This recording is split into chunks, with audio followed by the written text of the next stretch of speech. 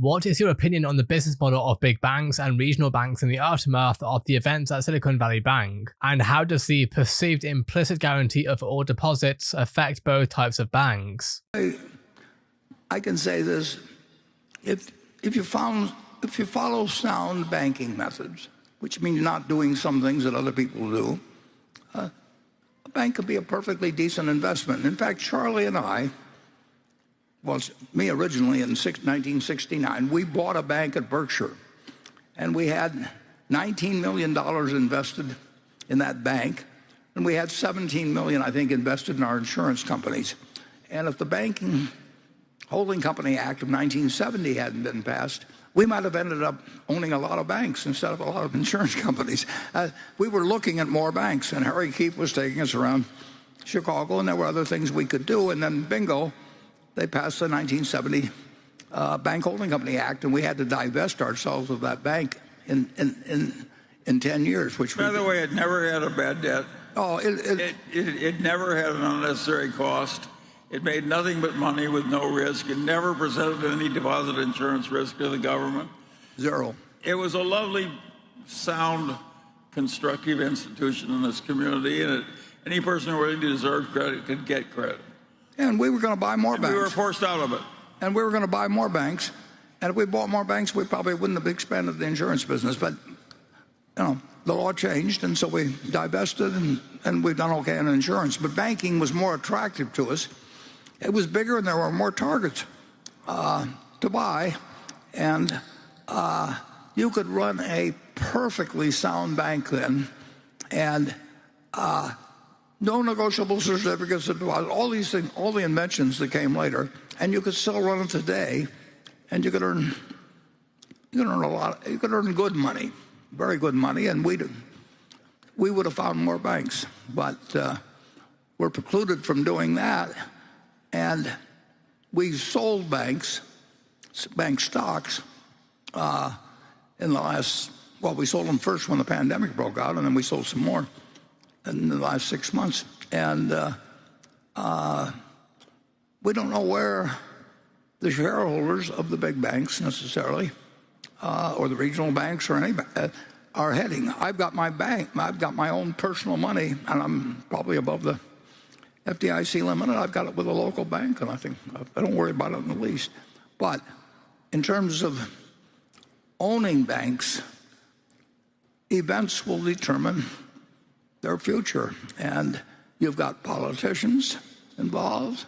You've got a whole lot of people don't really understand how the system works, and I would say that you've had something less than a perfect communication between various people and the American public. So the American public is probably as confused about banking as ever, and that has consequences. And nobody knows what the consequences are, because every event starts recreating a different dynamic. I mean, in physics, you know that pi is going to be 3.14, infinite number of numbers after that. But no matter what happens, but you don't know what has happened to the stickiness of deposits at all. It got changed by 2008. It's gotten changed by this. I mean, and that changes everything. And so we're very cautious in a situation like that about ownership of banks, and we do remain with one bank holding a deal, but we originated that deal, and with the Bank of America. And I like Bank of America. I like the management, and I proposed the deal to them, so I stick with it. But do I know how to project out what's going to happen from here? The answer is I don't, because I've seen so many things in the last few months which really weren't that unexpected to me to see, but which reconfirmed my belief that the American public doesn't understand their banking system, and some people in Congress perhaps don't understand it any more than I understand. I don't understand where the spaceships go. I mean, there's all kinds of things I don't know about.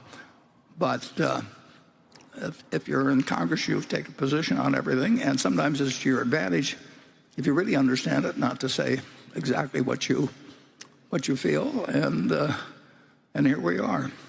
Charlie, yeah. Well, a lot has happened in banking in my lifetime. I welcomed all that early banking of the deserving immigrants by the early Bank of America. And I think all the credit cards, when they came in as original bank cards, were a great contribution to civilization. But the gamier it gets and the more it looks like investment banking, the less I like it as a citizen. I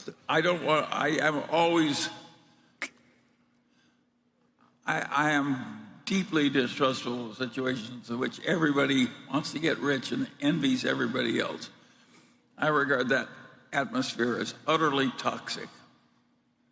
And to people who like one story, which is, again, a true story, and I'm not naming the name, and it wasn't Pete Jeffries, because he might fit this name, but it wasn't Pete. But our hero, Gene Abeg, was going to have to retire at some point. And so we hired a future replacement. It's kind of a little problem I talked before about having the perfect business, and now we're going to bring in somebody. We actually bring in somebody that went to Central High with Charlie. Although my class. Yeah, and Charlie didn't know I was picking out this guy, and he wasn't. If you'd asked me, we wouldn't have hired him. Well, if I asked you, I probably wouldn't hire anybody, but that's another question. If a bank follows sound banking methods, it can be a profitable investment. Berkshire Hathaway originally bought a bank in 1969 and had $19 million invested in it, which was a profitable investment until the Banking Holding Company Act of 1970 was passed, requiring them to divest within 10 years. If the act hadn't been passed, they may have expanded into owning more banks. Buffett believes that the American public doesn't understand the banking system, which can have consequences. He believes that there is a lack of communication between people and the American public, leading to confusion. The future of banks is uncertain and unpredictable, as events and politicians can change the dynamics. Buffett believes that owning banks can be risky due to the unpredictability of events, and he is cautious about bank ownership. The stickiness of deposits is unpredictable, and it has changed in the past due to events like the 2008 financial crisis. This can impact the future of banks and make it difficult to predict their success. Despite his caution about bank ownership, Buffett likes Bank of America and proposed a deal to them. He remains with one bank holding deal, which he originated, and is sticking with it. He likes the management of Bank of America and has confidence in them.